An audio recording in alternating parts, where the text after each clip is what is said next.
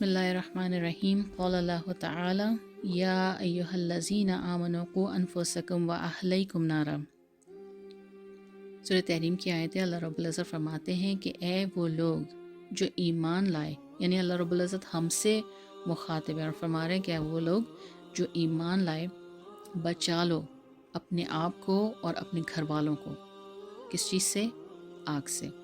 وقودها الناس والحجارہ، جس کی ایندھن انسان اور پتھر ہوں گے۔ علیہ ملائکۃ غلاظ شداد، وہ آگ اس پر سختی کرنے والے طاقتور فرشتے مقرر ہیں۔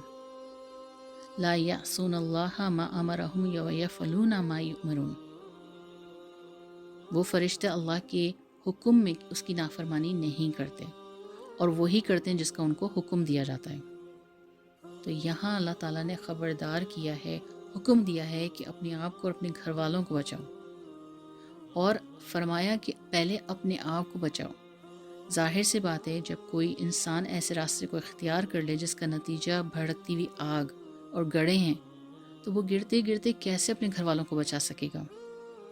اسی کے برعکس اگر انسان صحیح راستہ اختیار کرے اور اس راستے کو اختیار کر کے صحیح سے اس پر چلے گا تو وہ اپنے آپ کو بھی بچا سکے گا اور اپنے گھر والوں کو بھی۔ اور کس طرح اس آگ سے بچائے؟ تو اللہ اور اللہ کے رسول کی فرما برداری اختیار کر کے، عبادت کر کے، گناہوں سے دور رہ کر، نیکی کی ہدایت اور بدی کی ممانعت کر کے، علم اور ادب سیکھ کے اور سکھا کر اپنے گھر والوں کو اور اپنے آپ کو اس آگ سے بچا سکتا ہے جس کا ایندھن انسان اور پتھر ہوں گے۔ جس طرح دنیا کی آگ لکڑی سے، کوئلے سے جلتی ہے، جہنم کی آگ اس طرح نہیں جلتی ہے، بلکہ وہ آگ تو آدمی کو اور پتھر کو استعمال کر کے جلایا جاتا ہے۔ تو اپنے آپ کو اور اپنے گھر والوں کو جہنم کی آگ سے بچائیں۔ اور یہاں پر آج جو میں ذکر کروں گی تو خاص اولاد کے بارے میں ذکر کروں گی۔ اولاد اللہ رب العزت کی نعمتوں میں سے ایک نعمت ہے۔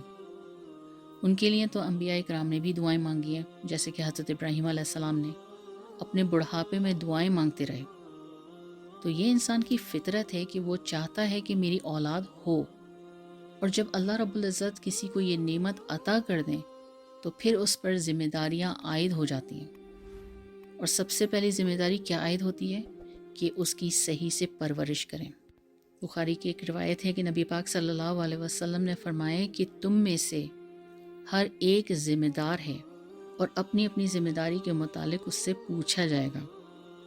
امیر سے اس کے رعایا کے بارے میں، مرد سے اس کے اہل و عیال کے بارے میں، عورت سے اس کے شوہر، اس کے گھر کے بارے میں اور بچوں کے بارے میں۔ تو اسی طرح تم میں سے ہر شخص ذمہ دار ہے اور اپنی اپنی ذمہ داری کے متعلق پوچھا جائے گا۔ تو والدین سے ان کے اولاد کے بارے میں بھی پوچھا جائے گا، سوال کیا جائے گا۔ تو اولاد کی فکر کریں، تربیت کریں اور جہنم کی آگ سے بچائیں۔ حضرت عمران علیہ السلام، ان کی بیوی حاملہ تھی اور اسی وقت سے وہ دعا مانگتی تھی، فکر مند بھی تھیں اور دعا بھی مانگتی تھیں۔ ان کے علم میں یہ بالکل نہیں تھا کہ بیٹا ہوگا کہ بیٹی ہوگی، بس دعا کرتی تھی کہ اے میرے رب، تیرے لیے نظر مانتی ہوں کہ میرے پیٹ میں جو اولاد ہے وہ خاص تیرے لیے ہے، تو مجھ سے قبول کر لیں۔ اور جب ان کی اولاد ہوئی تو بات یہی ختم نہیں ہوئی، پھر ماں نے دعا مانگی کہ اے اللہ، اسے اور اس کی اولاد کو شیطان مردود سے حفاظت کے لیے میں آپ کی اللہ پناہ میں دیتی ہوں۔ حالانکہ ان کو تو یہ بھی نہیں معلوم تھا کہ جو بچی پیدا ہوئی ہے وہ بڑے ہو کے حضرت مریم علیہ السلام ہوں گی۔ یہ بھی نہیں معلوم تھا کہ ان سے جو اولاد ہوگی پھر وہ ایک نبی، ایک پیغمبر ہوگے، یعنی حضرت عیسیٰ علیہ السلام۔ وہ تو ایک ماں تھی جو اپنی اولاد اور اولاد کی اولاد کے لیے انہوں نے فکر میں دعا کی۔ تو اولاد کے پیدا ہونے سے پہلے سے دعا کرنا، فکر کرنا، یہ قرآن سے ثابت ہے اور یہ ہر والدین کی ذمہ داری ہے۔ اور یہی نہیں بلکہ فکر اور دعا آخری لمحات تک کرتے رہیں، اس کا بھی ثبوت قرآن میں ملتا ہے۔ حضرت یعقوب علیہ السلام، حضرت یعقوب علیہ السلام کا آخری وقت ہے، اس دنیا سے جانے کا وقت ہے۔ اس وقت انہوں نے اپنے بیٹوں کو اکٹھا کیا اور فرمایا کہ میرے بعد کس کی عبادت کرو گے؟ والد کے جو غم تھا دل کا، اس کا اندازہ لگایا جا سکتا ہے کہ جاتے جاتے فکر، غم، تمنا کہ میرے بعد اولاد دین پر رہے. یہ نہیں سوچا کہ وہ کیا کھائے گی، پی گی، کہاں رہیں گے، کیا کریں گے. نہیں، ما تعبدو من بعدی، میرے بعد کس کی عبادت کرو گے. تو آخری لمحات میں بھی یہ بھی قرآن میں ثبوت ہو گیا. نبی پاک صلی اللہ علیہ وسلم نے فرمایا کہ جب کسی انسان کا انتقال ہو جائے تو اس کے تمام اعمال ختم ہو جاتے ہیں سوائے 3 اعمال کے، کہ ان کے ثواب کے ان کے موت کے بعد بھی جاری رہتا ہے. نمبر 1، کوئی صدقہ جاریہ کیا ہو. نمبر 2، کسی کو علم سکھایا اور وہ سلسلہ آگے تک چلا. تیسرا، نیک صالح اولاد، وہ جو دعا کرے اور عبادت کرے والدین کو اس کا اجر اور ثواب ملتا رہتا ہے. تو ان قرآنی آیات سے، احادیث سے معلوم ہوتا ہے کہ اولاد اللہ کی طرف سے بڑی بہترین نعمت ہے. انسان اس نعمت کا شکر ادا کرے اور پھر اس کا حق ادا کرے. حق کس طرح ادا کرے؟ تو ایک ہوتا ہے جسمانی حق، ایک ہوتا ہے روحانی حق. جسمانی حق کا تو خیر ہر کوئی ماں باپ جو ہے وہ فکر مند رہتا ہے اور وہ ادا کرتا رہتا ہے. لیکن روحانی حق کے بارے میں انسان غور و فکر نہیں کرتا، محنت نہیں کرتا. آج ہم دیکھتے ہیں کہ اولاد کو ہر ماں باپ اچھے سے اچھا کھلانا، پلانا، پہنانا، اڑانا کرتا ہے. ان کے مستقبل کے بارے میں فکر مند رہتے ہیں کہ اگر ہم نہیں رہیں گے تو ان کا کیا ہوگا. اسی فکر میں پھر وہ ان کے لیے آسائشوں کا انتظام کرتے ہیں کہ اولاد ہمارے جانے کے بعد پریشان نہ ہو. تو ہم جسمانی ضرورتوں کے بارے میں کتنے فکر مند رہتے ہیں، لیکن اسی فکر میں ہم روحانی ضرورت کو بھول جاتے ہیں. جبکہ جسم کی جو ضرورت ہے جیسے کہ کھانا، پینا، پہننا، اوڑھنا، تو یہ ذمہ داری تو اللہ نے لی ہے اور اللہ سب کو دے رہا ہے. اصل جو محنت کرنی ہے وہ ہے روحانی ضرورت پر، روحانی حق، اور اسی سے والدین غافل ہیں. تو تعلیم دینا، تربیت کرنا، بعض لوگ تربیت کرتے ہیں، تعلیم نہیں دیتے. بعض لوگ تعلیم تو دے دیتے ہیں لیکن تربیت نہیں دیتے. تو دونوں چیزیں ضروری ہیں. تو آج کے اصل ٹاپک کی طرف آتی ہوں کہ اولاد کی تربیت کیسے کریں، اور جس میں ویسے تو بہت سارے اس کے ہیں اصول، لیکن 3 بنیادی اصول جو میں یہاں رکھوں گی. سب سے پہلے یہ جو بنیادی سب سے پہلے اصول ہے کہ اولاد کے دل میں اللہ کی محبت ڈالیں. ہم شروع سے اولاد کے دل میں دنیا کی محبت ڈالتے ہیں، لباس ہے، زیب و زینت ہے، اس کی محبت ڈالتے ہیں. جبکہ جب مسلمان کے یہاں بچہ پیدا ہوتا ہے تو سب سے پہلے کیا کرتے ہیں؟ بچے کے کان میں آذان دیتے ہیں، اللہ اکبر، اللہ اکبر کہتے ہیں، یعنی اللہ سب سے بڑا ہے، اللہ سب سے بڑا ہے. لیکن بچے کے ہاتھوں میں ہم دنیا کی چیزیں دے کے ہم اس کو کیا دکھاتے ہیں؟ دنیا سب سے بڑی ہے.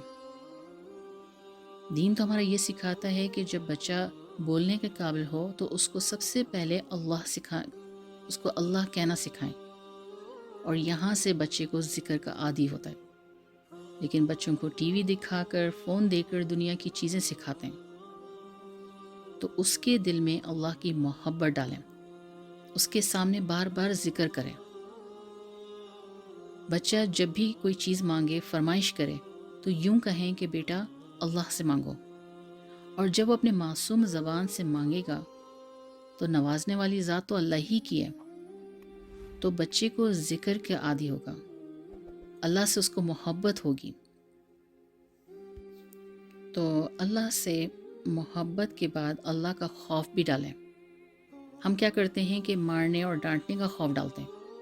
اس کی وجہ سے کیا ہوتا ہے کہ بچہ چھپ کر کام کرتا ہے، جھوٹ بولنے لگتا ہے.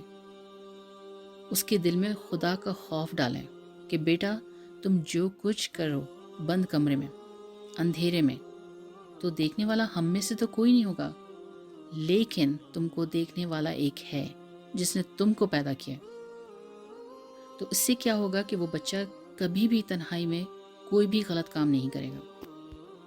اور یاد رکھیے گا کہ جس کے دل میں اللہ کا ڈر ہوگا اس کا دل پاک ہوگا. اور تیسری بنیادی بات کیا ہے کہ اولاد کے دل میں نبی پاک صلی اللہ علیہ وسلم کی محبت ڈالیں، کیونکہ نبی پاک صلی اللہ علیہ وسلم کی وجہ سے ہمیں کتاب ملی، اسلام ملا، ہم انسان بنے، اور جب اس کے دل میں نبی پاک صلی اللہ علیہ وسلم کی محبت آئے گی تو وہ اپنی زندگی کو سنت کے مطابق گزارے گا اور ماں باپ کے لیے صدقہ جاریہ بنے گا۔ تو تربیت اولاد کے لیے کسی خاص جگہ یا کوئی انسٹیٹیوشن، کسی مدرسے کی اگر ضرورت ہے تو وہ ایک ہی جگہ ہے، اور وہ کیا ہے کہ انسانی زندگی کی ابتدا ماں کے پیٹ سے ہوتی ہے۔ بچہ ماں کے پیٹ سے پیدا ہو کر دنیا میں آتا ہے، اس لیے ماں کی گود اس کے لیے پہلا درسگاہ ہے۔ اگر کسی ماں کی اپنی زندگی میں دینداری نہیں تو وہ کیا تعلیم دے گی؟ تو اسی لیے اس کی زندگی کی جو پہلی اینٹ ہے اس کو ٹھیک کرنے کی ضرورت ہے۔ ماؤں کی گود کو دینی گود بنانے کی ضرورت ہے۔ تو بچوں کی تربیت بچپن سے ہونی چاہیے، کیونکہ بچپن کی عمر قیمتی عمر ہے۔ تو ایمانی تربیت سب سے پہلی ہے جو کرنی ہے، یعنی سب سے پہلے اللہ کہنا سکھائیں، کلمہ سکھائیں، اپنے ساتھ اس کو جائے نماز پہ رکھ کھڑا کریں، حالانکہ ابھی چھوٹا ہے، اس پہ فرض نہیں ہے، لیکن پھر بھی اس کو اہمیت بتائیں۔ 7 سال کی عمر سے عبادت کا حکم دیں، بڑے ہوتے ہوئے حرام حلال کی تمیز سکھائیں، نبی پاک صلی اللہ علیہ وسلم کی محبت دکھائیں، اور تلاوت قرآن کا عادی بنائیں۔ یہ ہے ایمان کی تربیت، یہ ہے روح کی غذا۔ اور اس کے ساتھ ساتھ ایمانی تربیت کے ساتھ اخلاقی تربیت کریں۔ اخلاق حاصل کرنا، سیکھنا، اپنے اندر پیدا کرنا بہت ضروری ہے، اور شروع سے عادی بنانا ہے۔ اور والدین کو اس بات کا خیال رکھنا چاہیے، خاص 4 چیزوں کے بارے میں، کہ انسان کو، اولاد کو اس سے دور رکھیں۔ نمبر 1 جھوٹ، دوسرا چوری، تیسرا بد زبانی، اور چوتھا بے راہ روی یعنی آزادی۔ لازمی بات ہے، جھوٹ سب سے بری خصلت ہے اور اس کا بہت خیال رکھنا چاہیے۔ بچوں کے دلوں میں اس کی نفرت بٹھائیں، اس بری عادت سے ان کو دور رکھیں، کیونکہ دین اسلام نے جھوٹ کو منافق کی نشانی بتایا۔ جھوٹ بولنے والا اللہ کی ناراضگی اور عذاب میں گرفتار رہتا ہے۔ تو یہ ہے اخلاقی تربیت۔ لیکن اس کے ساتھ ساتھ کیا کرنا ہے کہ ہمیں جسمانی بھی تربیت کرنی ہے، اور جسمانی تربیت جو ہوتی ہے وہ سنتوں کے مطابق ہوتی ہے۔ جیسے کہ جسمانی تربیت میں جیسے کہ کھانے پینے، سونے میں، صحت کے لیے جو ضروری باتوں کا خیال رکھنا ہے، جیسے کہ نبی پاک صلی اللہ علیہ وسلم نے پیٹ بھرنے اور ضرورت سے زیادہ کھانے سے منع فرمایا۔ ایک حصہ کھانے کے لیے رکھیں، ایک پینے کا اور ایک سانس کے لیے۔ اسی طرح پانی بیٹھ کر پئیں، بسم اللہ پڑھ کر پئیں، 3 سانس میں لے کر پئیں، پینے کے بعد الحمدللہ کہیں۔ اچھا، اکثر دیکھا گیا ہے کہ والدین خود بھی کھڑو کے پانی پیتے ہیں، جبکہ نبی پاک صلی اللہ علیہ وسلم نے بیٹھ کے پانی پیا ہے اور کھڑے ہو کر پینے کو ناپسند فرمایا۔ لیکن اکثر لوگ کہتے ہیں کہ ہم نے تو سنا ہے کہ نبی پاک صلی اللہ علیہ وسلم نے کھڑو کے بھی پیا ہے۔ تو وہ اس وقت پیا ہے انہوں نے جب کوئی مجبوری ہو، نیچے کہیں گندگی، غلاظت، نجاست ہو کہ بیٹھنے سے ان کے کپڑے ناپاک ہو جائیں، یا پھر جنگ کے سفر میں تھے اور چلتے چلتے کھایا بھی اور پیا بھی، کہ اگر کہیں پہ قافلہ رکا تو پیچھے سے حملہ بھی ہو سکتا ہے۔ تو یہ جتنی چیزیں تھیں وہ مجبوری کے وقت کیا ہے، ورنہ بیٹھ کر پینے کو اور کھانے کو پسند فرمایا، اور یہی آپ کا پسندیدہ عمل ہے۔ آپ صلی اللہ علیہ وسلم کی پسندیدہ عمل پر ہماری لاکھوں پسند قربان۔ تو بات ہو رہی تھی جسمانی تربیت پہ، اور اس میں جیسے کہ ساتھ میں رات کو سونے کے لیے جب انسان لیٹے تو دائیں کروٹ لیٹے، کیونکہ دل کو نقصان نہیں پہنچتا۔ تو بہت ساری ایسی چیزیں ہیں جس پہ آج جو نبی پاک صلی اللہ علیہ وسلم کی جتنی بھی سنتیں ہیں، میڈیکل سائنس بھی اس کو پروف کرتی ہے۔ اس کے علاوہ آپ کے جسمانی اس میں منشیات ہیں، نشاور چیزیں ہیں، کیونکہ ایک تو حرام، اور اس کے علاوہ اس کے نقصانات بہت ہیں، حافظے کی کمزوری، ہاضمے کی خرابی، معدے اور آنتوں کے امراض وغیرہ۔ تو یہ تھی جسمانی۔ تو اب اس جسمانی بھی ہمیں تربیت کرنی ہے۔ ساتھ میں ہمیں عقلی یعنی کہ نفسیاتی تربیت پہ بھی بہت غور و فکر کرنا چاہیے، جیسے کہ حد سے زیادہ شرمیلا پن، حد سے زیادہ خوف اور دہشت، احساس کمتری، حسد، بغض، غصے کی بیماری، اور یہ جو نفسیاتی تربیت ہے، ان میں سب سے زیادہ جو ضروری ہے وہ یہ کہ اولاد کو احساس کمتری اور حسد اور بغض کے معاملے میں ان کو صحیح تربیت کریں، اور یہ جبھی ہو سکتا ہے جب یہ والدین کے اندر یہ بیماری نہ ہو۔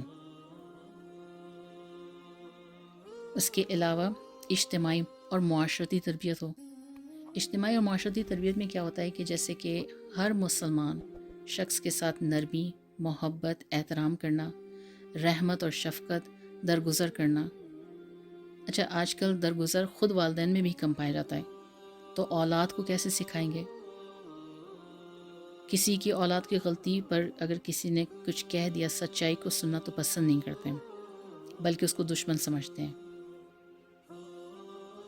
تو آج کل والدین سمجھتے ہیں کہ اگر کوئی کسی کی اولاد کو اندر کوئی اگر خامی دیکھی اور اس کو نہیں بتایا، اس کو چھپا دیا، تو وہ مخلص ہے، اگر کوئی اصلاح کرے تو وہ دشمن ہے، جبکہ وہ والدین خوب جان لیں کہ یہ اپنے آپ کو دھوکہ دینا اور اولاد کو آگ میں دھکیلنے والا کام ہے۔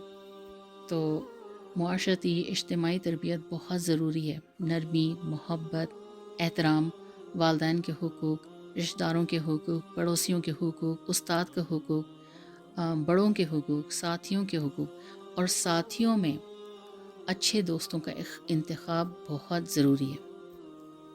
تو اولاد کی تربیت کا کام کوئی معمولی کام نہیں ہے، بلکہ یہ دینی اور دنیاوی ہر لحاظ سے بڑی اہمیت کا رکھتا ہے۔ آج کل ہر دوسرا شخص یہ کہتا ہوا سنائی دیتا ہے کہ معاشرہ بڑا خراب ہو گیا ہے، ماحول بڑا خراب ہو گیا ہے۔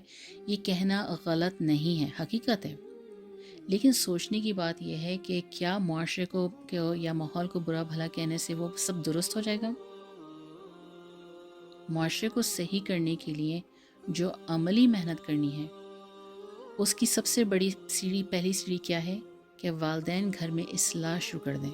سب سے پہلے خود کو اسلام کے سانچے میں ڈھالیں اور اولاد کو اسلامی تعلیمات دیں، اسلام کے احکامات پر عمل کرنے کی تلقین کریں، کیونکہ یہ اولاد تو معاشرے کے افراد ہیں۔ معاشرے کے افراد جب صحیح ہو جائیں گے تو معاشرہ خود بخود صحیح ہو جائے گا۔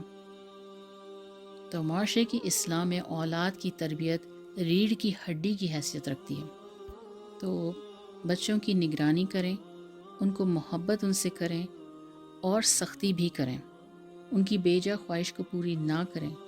دوسروں کے پاس کوئی چیز دیکھ کر ان کے دل میں آنا اور والدین کا اس کا پورا کرنا، یہ اپنے پیر پہ کلہاڑی مارنے کے برابر ہے۔ تو بچوں کی حیثیت ایک پگھلی ہوئی دھات کی سی ہوتی ہے، ان کو جس سانچے میں آپ ڈالیں گے وہ وہی شکل اختیار کریں گے۔ تو تمام والدین مجھ سمیت یہ جان لیں کہ زندگی بہت چھوٹی ہے، اور اگر اس زندگی میں ہم نے صحیح تربیت نہ کی، نہ اپنی اصلاح کی، نہ اولاد کی، تو اس زندگی میں بھی نقصان اور آخرت میں بھی نقصان، دنیا میں رسوائی اور پریشانی، اور آخرت میں تکلیف اور عذاب۔ تو اپنی اور اپنے اولاد کی تربیت کو عمل میں لائیں۔ ربنا حب لنا من ازواجنا و ذریات قرۃ اعین واجعلنا للمتقین اماما۔ اللہ تعالیٰ میری اور آپ سب کی اولادوں کو نیک اور صالح بنائے، اور ان سے ہمارے دل کو راحت اور سکون پہنچائے، اور آنکھوں کی ٹھنڈک عطا فرمائے۔ تمام اولادوں کو ہدایت کی راہ عطا فرمائے، اور انہیں اپنے والدین کے فرما بردار بنائے۔ آمین ثم آمین، وآخر دعوانا ان الحمد للہ رب العالمین۔